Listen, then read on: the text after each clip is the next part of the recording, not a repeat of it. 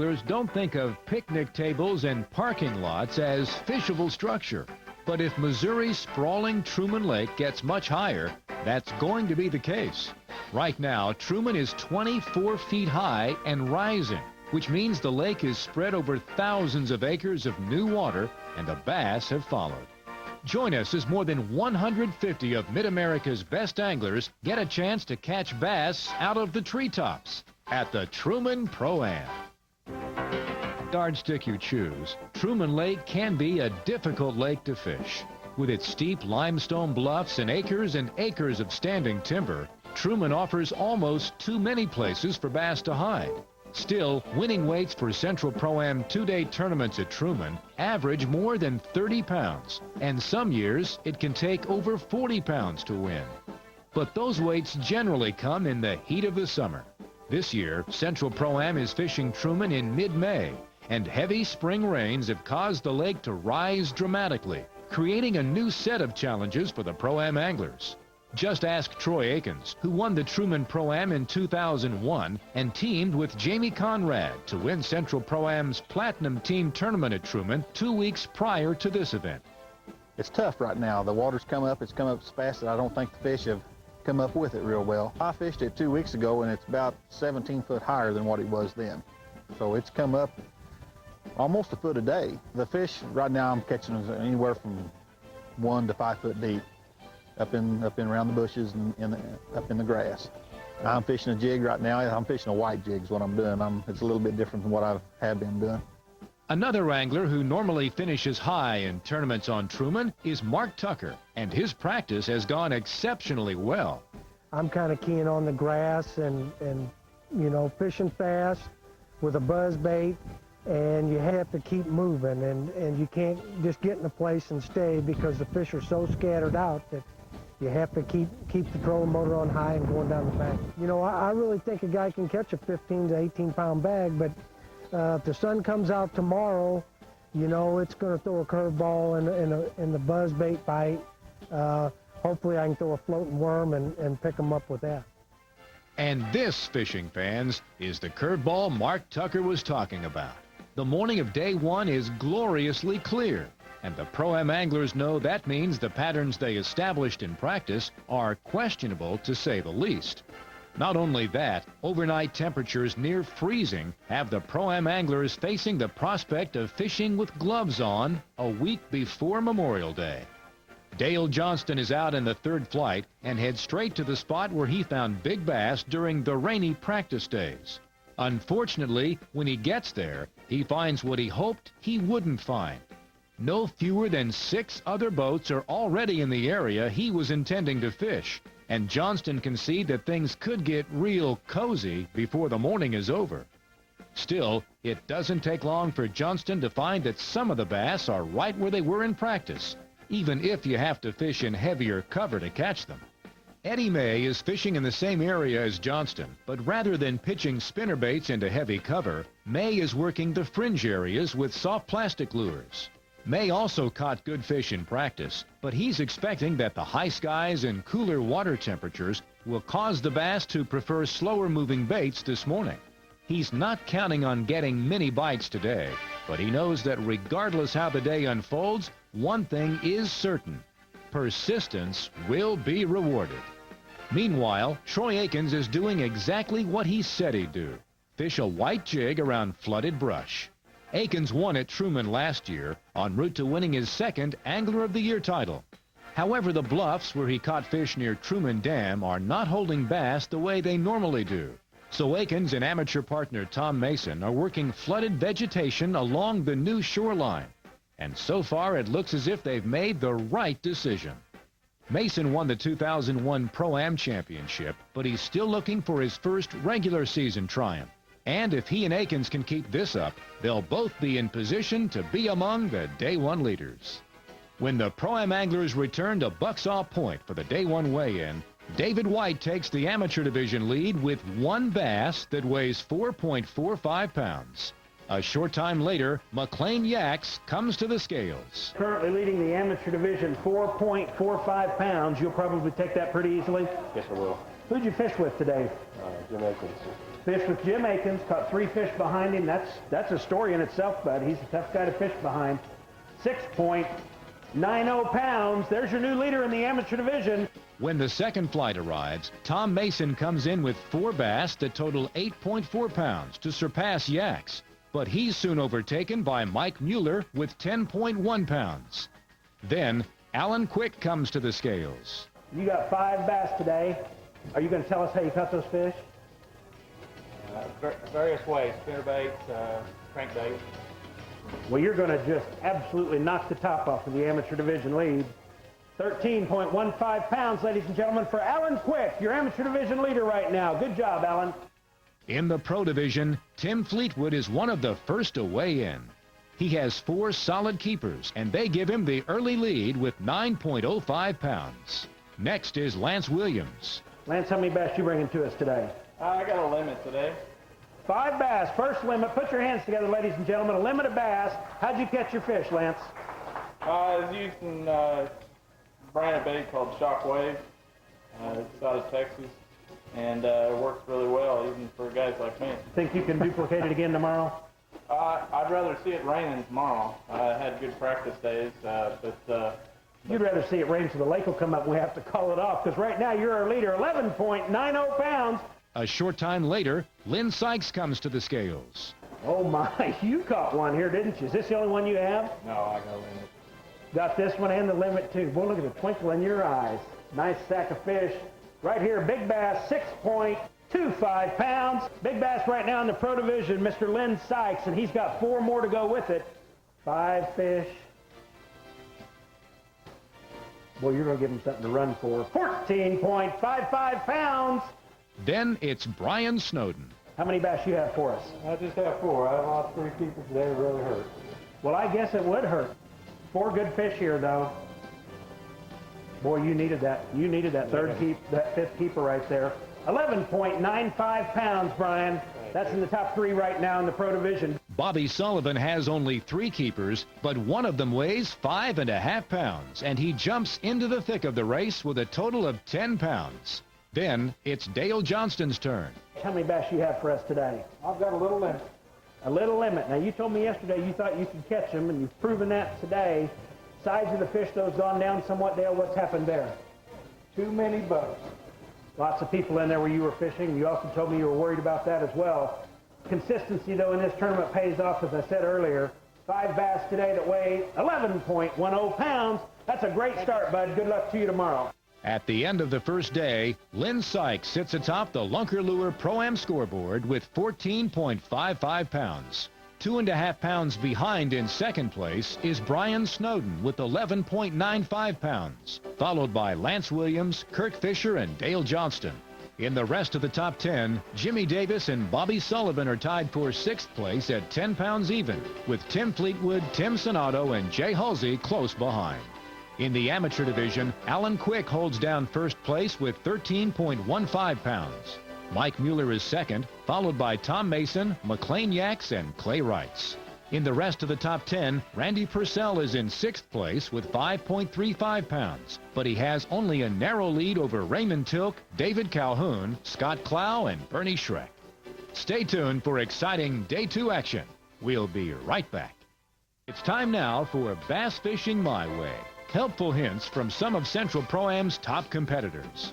In 1997, Fred Barracks won his 2nd Pro-Am title at Truman with a 2-day total of more than 40 pounds. Here now is the story of Barracks' remarkable Day 2 performance to earn that victory his way.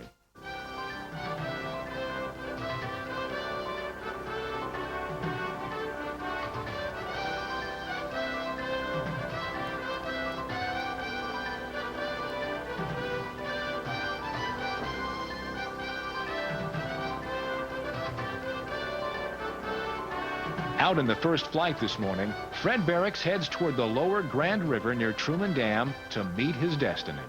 Guiding out of Osage Bluff Marina, Barracks may have spent more days on Truman than any other angler alive. And even if his form and style are a bit unusual, his results are also extraordinary. The life of a fishing guide is often romanticized by those who don't get to spend as much time on the water as they'd like. But for those like Fred Barracks who do it day in and day out, often more than 200 days a year, there's little romance about it. It's a job like any other. The sun-lined skin and calloused hands of Fred Barracks and others like him are testimony to the difficulty of the work. The week before the tournament, I was catching some big fish, but they were scattering. And I fished the big bass tournament, and I didn't weigh a fish in it. I knew the fish were in certain areas. It was just figuring out how to catch them. The first day, I had to fish a lot of water. And about 1 in 2 or 3 places I'd fish, I'd get 1 or 2 bites. And I probably fished 14, 16 places, and I couldn't get nothing solid. Today, things are not going well for Barracks. By mid-morning, he is yet to land a keeper. But his younger comrade, amateur Jerry Weisinger, is having his best day ever in a Central Pro-Am tournament.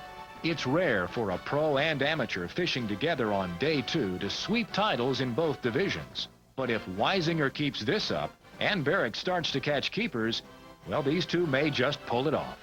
Years ago, anglers like Barracks weren't allowed to fish in tournaments on lakes where they guided because it was thought they had an unfair advantage. But that was before experience showed that being a guide on a lake was almost a handicap. Strange as it may seem, there's not much of a home field advantage in tournament fishing. Guides know almost too much about a lake.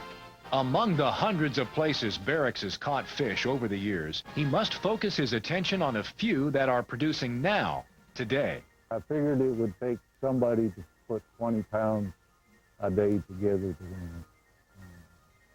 I didn't really know unless I got lucky if I could catch that or not. I think last week when I didn't weigh a fish in that big bass sort of humbled me, I guess. Going into this tournament, I wasn't upset about it. You know, I was just going to go fishing and try to catch 5 fish each day. Today, instincts tell Barracks to stay on just one of his spots and work it hard. He obeys that instinct and works closer and closer to his limit. When he finally gets it, he's overtaken by an outburst of emotion that's uncharacteristic, but highly justified. As he gauges his catch, it's clear that someone will need a phenomenal day to overtake him now. The morning of day 2 is clear and cold, and that doesn't bode well for the Pro-Am anglers. They know that as tough as fishing can be the first day after a front, it can be double tough the second day. Day 1 leader Lynn Sykes returns to the areas in the Grand River arm of the lake that produced his first day limit. Sykes caught his bass the first day by fishing a spinnerbait through flooded grass. But it doesn't take him long to realize that conditions have changed. This morning, he and amateur partner Bill Edwards can't seem to buy a bite. Finally, Edwards gets a solid strike on a spinnerbait, and Sykes begins to hope that his fish are about ready to turn on. But when Edwards' bass turns out to be a non-keeper, and they get no other strikes in the area, it's clear to Sykes that if he's to have a chance to win his first Central Pro-Am title, he needs to find an alternate plan quickly. On day 1, Brian Snowden caught his fish on spinnerbaits and plastic craws. And even though he was the only one of the first day leaders without a limit, his bass were large enough to put him in second place. Like Lynn Sykes, Snowden is also keying on shallow, flat banks in Truman's Grand River arm. It doesn't take long until Snowden gets a solid strike on a spinnerbait, and he works the bass back to the boat, where amateur partner Jeff Fisher scoops it up with the net. But after that, Snowden's fortunes head into the deep freeze, and his bites, few and far between on day 1, become non-existent. But make no mistake, it's tough everywhere. By noon, Lance Williams has yet to land a keeper, and it's ditto for Bobby Sullivan. By midday, Jimmy Davis senses that with fishing as spotty as it is, victory could belong to the angler who manages to scrape out a limit any way he can. As a result, he knows every strike is important, and it's critical not to waste any chances you get, because any mistake could mean the difference between walking away with first prize and going home empty-handed. Like other anglers, Davis isn't getting a lot of strikes, so when he does hook a bass, he's determined to do anything he can to get the fish in the boat. Dale Johnston won the first Central Pro-Am tournament he ever entered at Grand Lake in 1997. But he's yet to come close to winning since. Johnston doesn't know that Sykes, Snowden, and the others ahead of him in the Day 1 standings are struggling. But he, too, can sense that victory is within reach if he can come through with even a small limit today. So far, Johnston has 2 keepers, and with time running out, he knows he'll need to take advantage of every chance he gets, because there won't be many. When the Pro-Am anglers return to Bucksaw Point for the final weigh-in, Cliff Richter brings in 4 bass that total 8 pounds, but he was shut out on day 1 and falls short of taking the lead. Tom Mason makes a run at the lead with 1 bass that weighs 2.5 pounds, but he too falls short. Jimmy Keeter brings in this 4.85-pound bass, but it's his only keeper, and he can't challenge for the lead. Then, it's first day leader, Alan Quick. This guy was leading the amateur division yesterday. This is Alan Quick from Springfield, Missouri. I got up here and got to talking and really didn't give you the credit that you deserved. You had 13-15 yesterday, a 3-pound lead. Do you think it's going to hold up? I sure hope so. 1 bass today.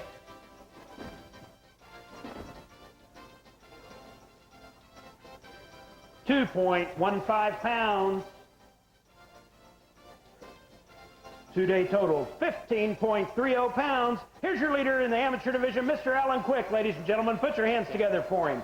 In the pro division, everything is in turmoil because first day leader Lynn Sykes has come in without a keeper. A short time later, Larry Herndon moves into the lead with a 2-day total of 14.6 pounds. Next is Dale Johnston. Dale Johnston was in 5th place yesterday. He's got 2 bass today, 14, or check that. I was doing a little adding in my head. 4.50 pounds, 4.50 pounds. Dale Johnston, 15.60 pounds. There's a new leader in the pro division. Put your hands together for Mr. Dale Johnston. Then it's Brian Snowden. You need 4 or 5 pounds. You had a 5-pounder. You didn't even need them other fish. 3 bass today, 9.50 pounds. A new leader in the pro division, Mr. Brian Snowden. It's official now. Brian Snowden wins his 2nd Central Pro-Am title with a 2-day total of 21.45 pounds. In his best Pro-Am finish in 5 years, Dale Johnston comes in 2nd on the Lunker Lure Pro-Am scoreboard with 15.6 pounds, followed by Dale Wilcox, Eric Holt, and Tim Sonato. In the rest of the top 10, Dave Barker leads the way in 6th place with 14.75 pounds, barely edging out Larry Herndon, Jimmy Davis, Lynn Sykes, and Jackie Davis. In the amateur division, Alan Quick takes home first prize with a 2-day total of 15.3 pounds. Tom Mason finishes 2nd with 10.95, followed by Mike Mueller, Cliff Richter, and Alfred Chapman. In the rest of the top 10, it's tight all the way, as less than a pound separates Clayton Stever in 6th place from McLean Yaks in 10th. Stay tuned for tournament winning tips from Brian Snowden. We'll be right back. Now for tips from the top, techniques you can use to catch more fish. Brought to you by Ranger Boats, where they still build them one at a time. Well, the first thing you've got to take into consideration, no matter if with high water, is what time of year it is. I think a lot of these fish were still either spawning or just finishing spawning, and they were still trying to be in that shallow water area. I looked for areas that I could find the bank, actually get to the bank and pitch on the bank, and that had laydowns and stuff that I would normally fish on Truman. And I was just fishing more shallow banks that had bank grass on it, which was the big key. It had to have scattered bushes with logs, laydowns that were washed up on there, and that seemed to be the key. But if it had that grass, it was the right taper of a bank. The grass that I was looking for, and I didn't catch the fish out of the grass, but it made the bank the right slope. It was a brown grass that just looked like field grass. It was what you would see on the side of the road on a pasture.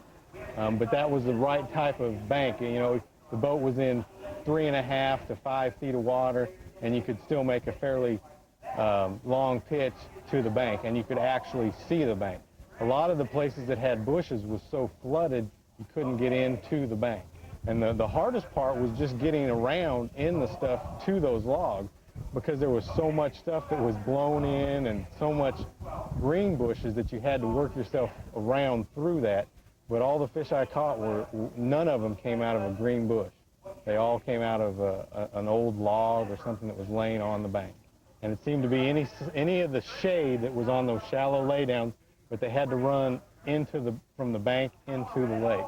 And that seemed to be where they were on, the shady sides of those laydowns in 1 to 3 feet of water. Join us next week for more bass tournament action on the Fishin' Magazine television series. We'll see you then. The Fishin' Magazine television series is brought to you by Ranger Boats, where they still build them one at a time.